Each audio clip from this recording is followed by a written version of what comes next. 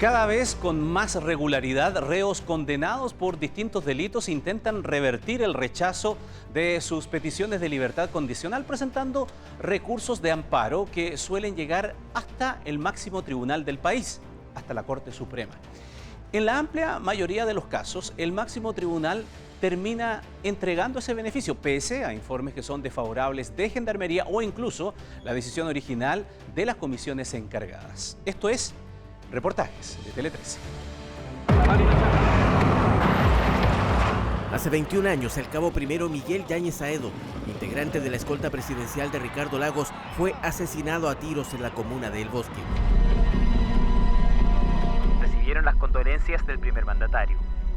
Aunque el trabajo de su padre consistía en cuidar al presidente, este carabinero fue asesinado cuando intentó detener a una banda de asaltantes. Tal como ocurre hoy, hubo promesas de las autoridades de enfrentar con más bríos a la delincuencia y llevar a la justicia cuanto antes a los autores del homicidio. Como veremos en unos minutos, uno de los asesinos del cabo Yáñez es un ejemplo muy claro sobre cómo los controles en los beneficios entregados a criminales no rehabilitados están lejos de ser infalibles. Hace 3 años se establecieron más restricciones para acceder al beneficio de libertad condicional y así bajaron notoriamente las solicitudes aprobadas por las comisiones. De hecho, durante este año solo visaron el 7% de ellas, pero el resto de los condenados tiene la opción de presentar recursos de amparo, un mecanismo que hoy explicaría casi la mitad de todos los beneficios otorgados. Existiría una desigualdad de armas, por así decirlo, porque subsistiría la acción de amparo respecto de la defensa para poder impugnar estas decisiones de la comisión, pero no existiría dicha posibilidad respecto de las víctimas.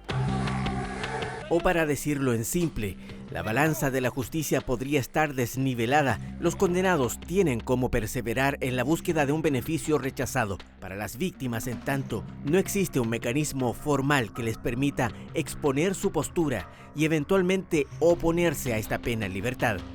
Entonces, de alguna manera, nosotros como fundación buscamos que el proyecto de ley, a través de indicaciones, incorpore la posibilidad de que sean las víctimas en estas instancias post sentencia, no solamente que puedan participar, sino que además tengan la posibilidad de recurrir a través de la regulación de un recurso formal de las decisiones de la Comisión de Libertad Condicional.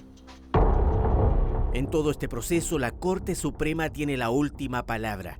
De acuerdo con datos de Gendarmería entregados vía transparencia a la Fundación Amparo y Justicia, el máximo tribunal del país dio curso a la libertad condicional de casi todos los condenados que presentaron recursos de amparo entre el año 2017 y el 2022. No es que haya habido una decisión al respecto. Lo que pasa es que antes se amparaba menos precisamente porque las comisiones entregaban mayores libertades condicionales. Revisamos uno por uno cada caso de amparo que llegó a la Corte Suprema en los últimos 3 años. De acuerdo con los registros públicos alojados en el portal del Poder Judicial, fueron más de 10.000.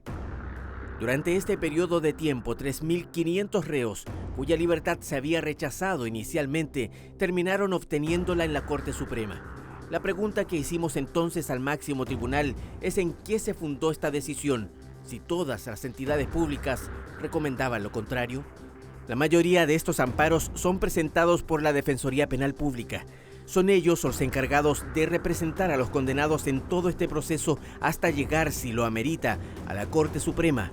Parte de su trabajo es el que reflejan estas cifras.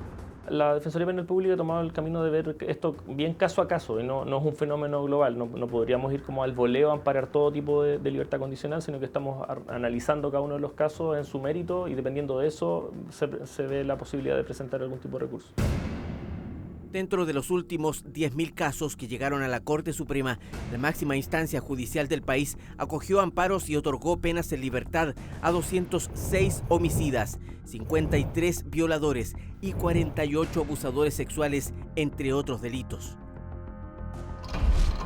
En 29 de todos esos casos ya se registran reincidencias, de acuerdo con antecedentes revisados por Reportajes Tele 13, aunque por otro tipo de delitos en general menos graves.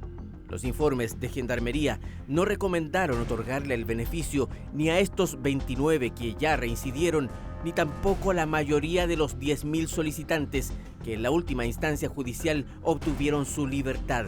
Es uno de los elementos que llaman la atención.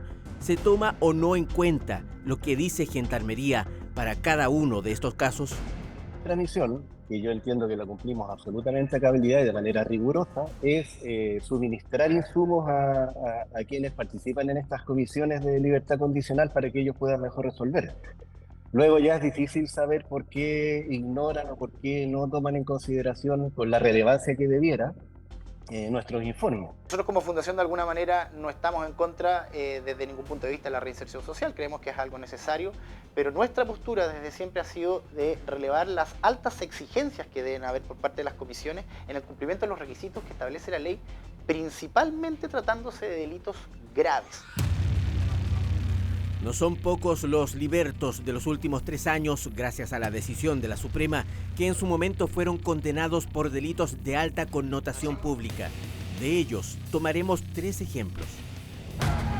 El año 2013, las primeras marchas en favor de una nueva legislación para el aborto derivaron del llamado caso Belén, una niña de 11 años que tuvo un hijo producto de la violación de su padrastro. Él siempre me decía, si tú le dices a tu mamá, bueno, voy a matar a tu mamá y a tu hermanito.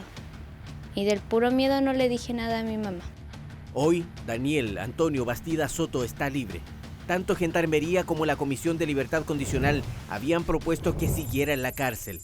Familiares de la joven y la propia Belén, en entrevista con La Tercera, aseguran que el ex padrastro ha visitado el colegio del niño que nació tras la violación, además del barrio y el lugar de trabajo de quien fuera su víctima durante años. Ella quedó muy nerviosa para dentro del supermercado porque el dueño era el mismo y le dijo, oye, le dijo, te estaban preguntando, le dijo, y nosotros negamos.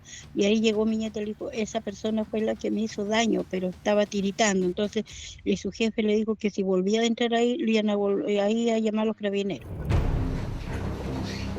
El 2012, quien fuera conocido como el cura Pancho de Putaendo, fue condenado a 15 años de presidio por violación de una menor de 14 años. Sumaba también otras denuncias en su contra que no llegaron a tribunales.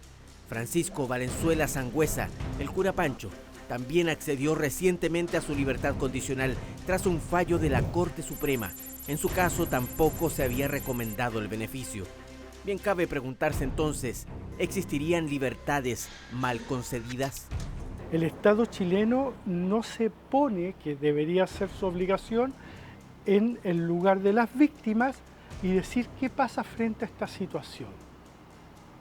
¿Cómo afecta en la vida a una persona que fue abusada saber de que en la calle está su abusador? Volvamos al homicidio del cabo Miguel Yáñez. El historial de uno de los condenados por este crimen es todavía más ejemplificador de esta problemática. Cualquiera podría pensar que por haber participado en el homicidio del cabo Yáñez el año 2002, escolta presidencial, el futuro procesal y judicial de Abel Carvajal se habría determinado por completo. Él cumplió, de hecho, esa condena. Estando dentro de la cárcel también se le vio vinculado al homicidio de 2 reos. Una vez que salió, participó en otra balacera donde otro carabinero resultó herido. Estaba cumpliendo condena cuando logró su libertad condicional y haciendo uso de ese beneficio participó en el robo de 15 cajeros automáticos y nuevamente fue detenido. Hoy, otra vez, se encuentra en libertad.